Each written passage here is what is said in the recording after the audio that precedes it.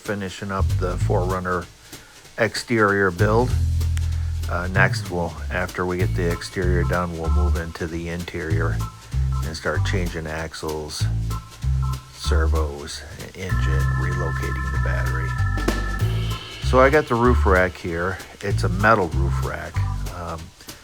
It comes with a light bar, and I am mounting the light bar to the roof rack. I'm using a little glue on the light bar with the mounts that came with it that go to the roof rack. I don't really want the light bar to move in the mount itself. The mount can move back and forth a little bit on the roof rack, but I don't want the light bar moving in the mount. The more it moves, the more it could come apart later on down the road.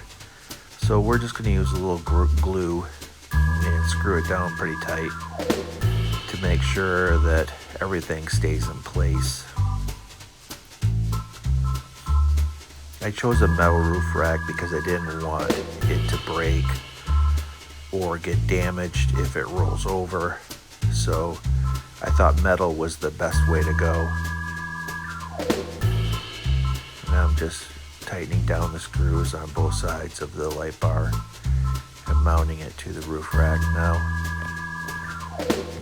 Fishing the wire through the roof rack.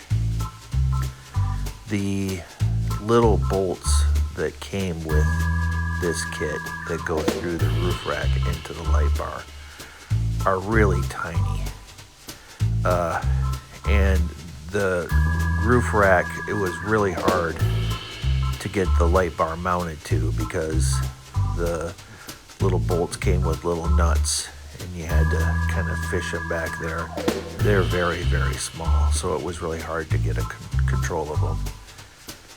So I put the roof rack on the Forerunner and I marked my spots and I drilled some holes to mount the roof rack to the Forerunner. I'm going to do a little bit more than just put bolts in it.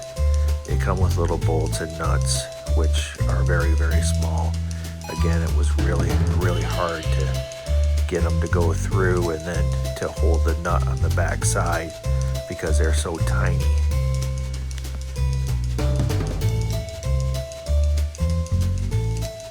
So I've just marked out the place where the wire needs to go through on the top of the Forerunner, and I'm using my drill to make a little space for the plug to go through. It took a couple of times for me to get the space just right, but the plug finally did get to go through, and I pulled it through with some needle nose pliers.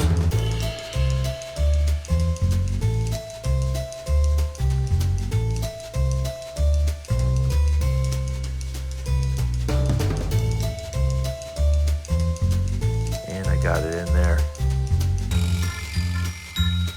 Then I loosened the nuts of the bolt up so I could put some double-sided tape underneath there.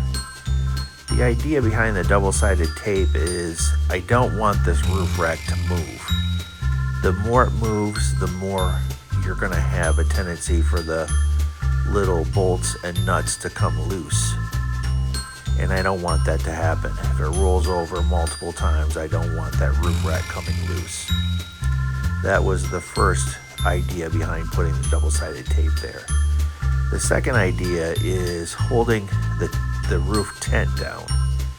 So I'm using double-sided tape on the roof rack on the Forerunner, and I'm going to use double-sided tape on the back of the rooftop tent. The double-sided tape I used on the Forerunner on the roof rack is really thin, but it's very, very sticky. But I'm going to use a thicker double-sided tape. You can see me cutting it here, and it kept sticking to the scissors. It's very sticky. And that's going to go on the back of the rooftop tent, and it's much thicker. I'm just kind of measuring it to make sure it'll work. And then I'm going to mount it on the double-sided tape that's on the roof rack. The thicker stuff should push through the roof rack and make contact with the double-sided tape on the Forerunner. And that little sandwich of double-sided tape, that roof rack should never, ever, ever move, no matter how many times it rolls over.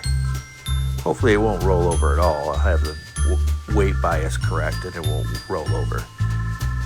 I'm just pushing the rooftop tent down, making good contact with it. And to plug it into the ESC, I'm using a servo extension cord that has a Y at the end. So it has 2 plugs at the end. So I can plug in my lights on the Forerunner and then plug in the roof rack lights, the light bar.